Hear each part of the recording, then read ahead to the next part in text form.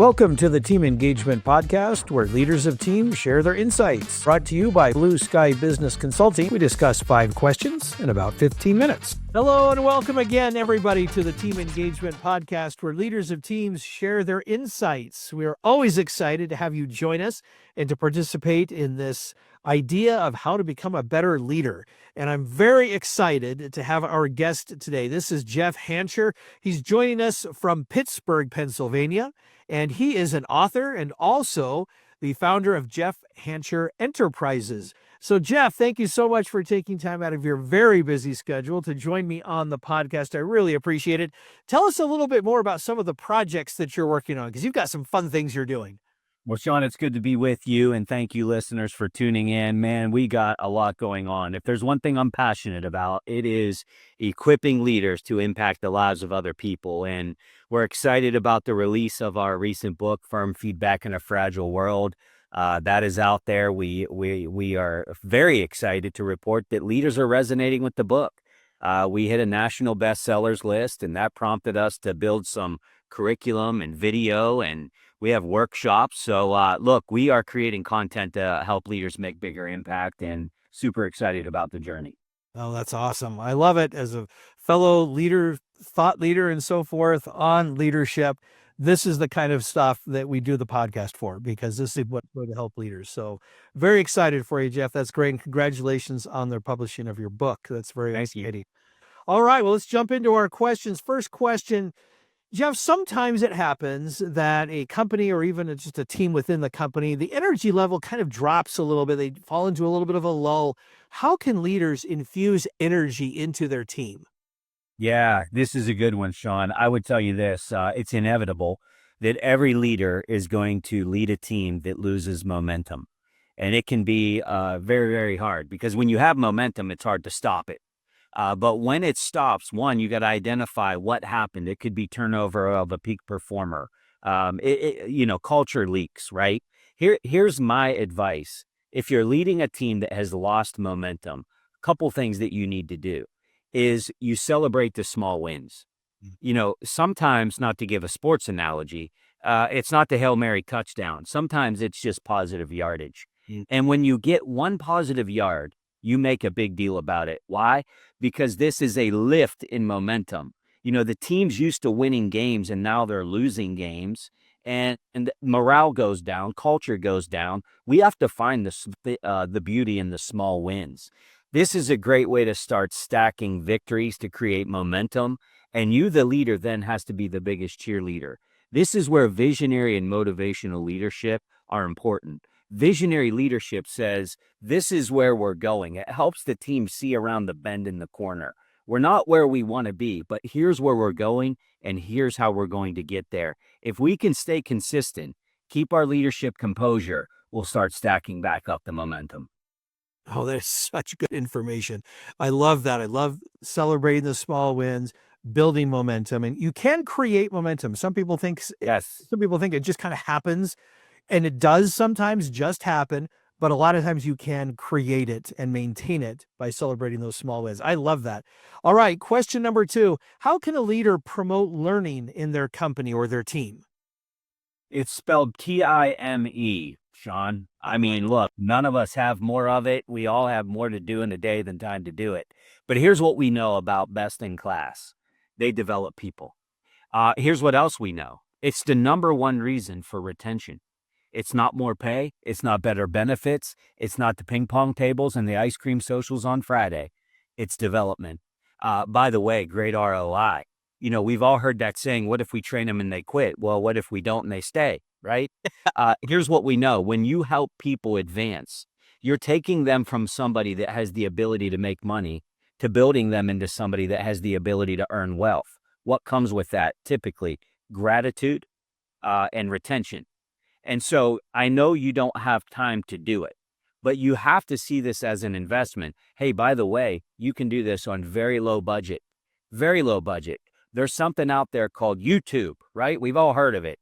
You can go download videos of best in class and just send that link out to the team and then meet on Wednesday morning and go through it. There's a podcast like Sean's that's out there and available. I have a podcast that comes out every Thursday with show notes. You can print them out to everybody and just go through the content. Cost you $0, a little bit of time. But what you're telling your people is, you matter to me. By now, we hopefully have understood why success is important to them, which is the top leadership question, in my opinion. And now we know why success is important to them. Now we give them the tools to go chase that down. Nobody cares about our balance sheet as much as us. What they care about is what drives them to win. Now we equip them to win. This is why developing people is absolutely critical. And yes, they might leave, but guess what? You're building an amazing fruit tree from that leadership tree that you're building. And what a great legacy you can leave behind. Oh, I love that. I love the excitement and enthusiasm that you share, because I share that with you. And I love that you said it does not need to cost a lot of money. You can either read a book.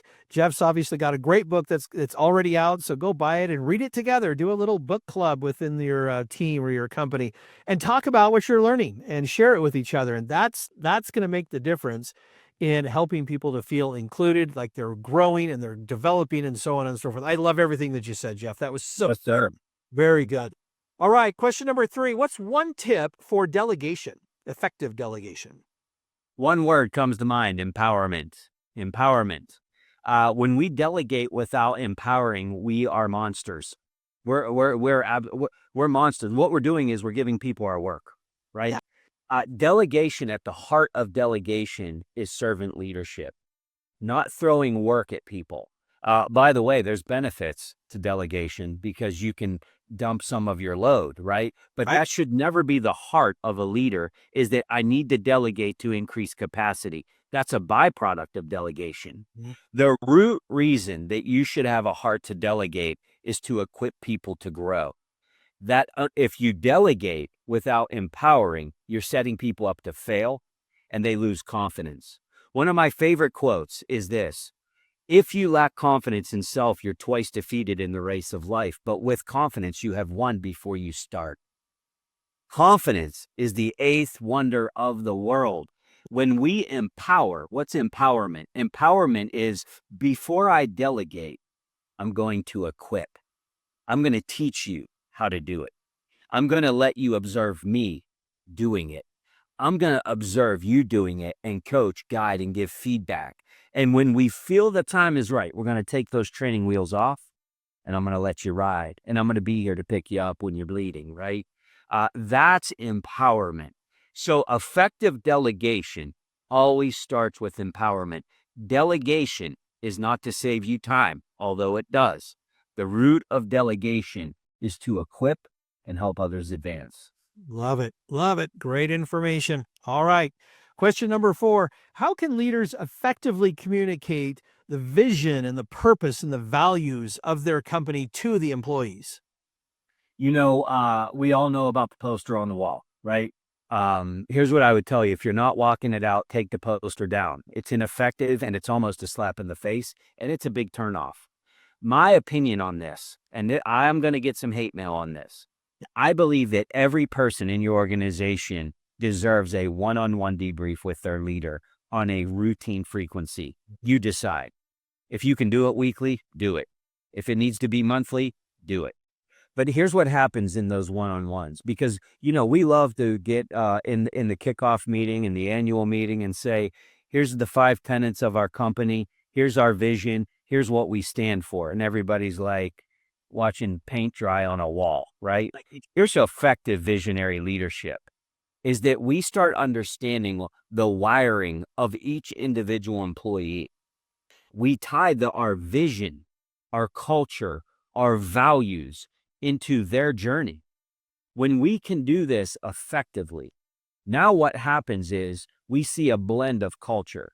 Because I can tell you this: you're not interviewing somebody and taking them down your Hall of Fame hallway. The first brick is right here from 1929, and here's our value. That's a warm and fuzzy, but people see better than they hear. People see better than they hear. When you walk it out as a leader and you infuse it into intimate discussions, one-on-one, now what we're doing is we're ingesting culture and we're tying it to their belief system. Now what we're saying is your belief system and our company's belief system are the same. Here's why this matters. When we have great culture, we can tie decision-making into culture and vision and core tenets as well. This is how I believe that it's executed in world-class companies.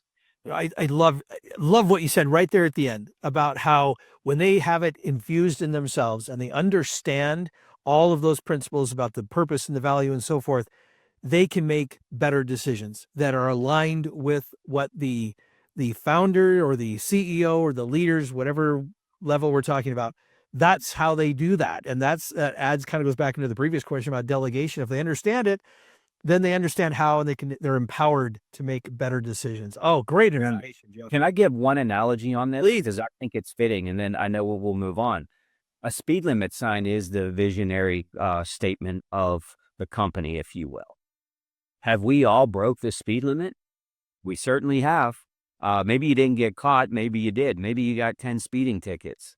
But imagine if somebody that you cared deeply about was in a high impact accident and lost their life. God forbid, and I know that's a tragic example here. Would I now get better engagement in the speed limit sign versus compliance?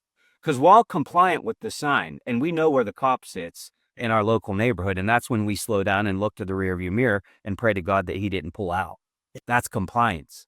Engagement is, I understand why it exists, and I have a belief system in it, and I know why it's good for me. Now I'm engaged with the vision. That's what we're trying to do as leaders. I love it. Great information. Great analogy. Great analogy. All right, let's wrap it up. Our fifth question. This is the fun one. I'm anxious to hear, Jeff, have you got a great baseball story that you want to share with us? Man, I will tell you a moment that I will cherish the rest of my life. Like you, Sean, I grew up collecting baseball cards. I put them in the spokes of my tire on my bike like you did and regret it and played flipsies and all the things, right? We come from the same heyday of the Big Red Machine and, all of the things. Well, I got to, in my corporate life, I was awarded 2 tickets to the All-Star game. When was it? In Cincinnati? I don't know, 10 years ago, maybe. And I got to take a client. And as if that wasn't cool enough, and we had great seats, they announce the Big Red Machine. The Big Red Machine is out on the field. There they are, Johnny Bench, Pete Rose. Oh my gosh. Next up, Stan Musial. He comes out on the field. Next up, Willie Mays is out on the field. I am like dying in my seat. I can't believe these guys are here. Like, you talk about foundational childhood, like emotion coming from this game. And then we got to see Chapman throw a pitch that was 106 miles an hour. And I mean, the place was just absolutely electric. And I will tell you this, as I build workshops and so forth, I remember that event because people don't care what you say, but they remember how they felt. Yes. I try to replicate how I felt, short of bringing the Big Red Machine to my workshop. How can I create this lasting impression? I think events like that do that for you, but I will tell you this, childhood memory, check that box, and I feel like I can die a happy man. That was amazing.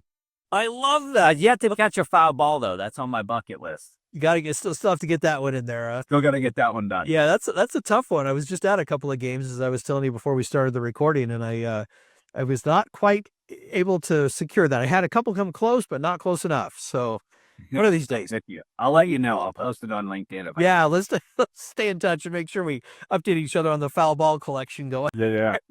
Jeff, this has been so much fun, and you shared some great information. So I really hope everybody is listening and taking good notes. How can people get a hold of you? I'm easy to find. It's Jeff Hancher, like Jolly Rancher, but with an H. That is the website, jeffhancher.com. I have a podcast that comes out every Thursday, the Champion Forum podcast with Jeff Hancher. I'm on all the socials, Jeff Hancher. Would love to connect with you all, serve you any way that I can.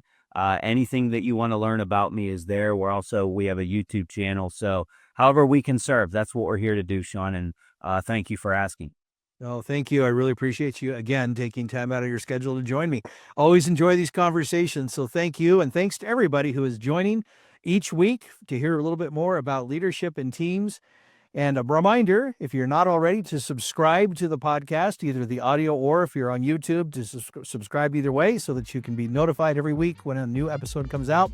Thanks so much to everybody and have a great day. This is Sean Richards with the Team Engagement Podcast, where leaders of teams share their insights. For more ideas, go to teamengagementpodcast.com. We also invite you to follow or subscribe to our podcast wherever you may be listening or watching. Is your business thriving? Go to tbs-score.com to find out. Thanks for joining us today. Have a great day.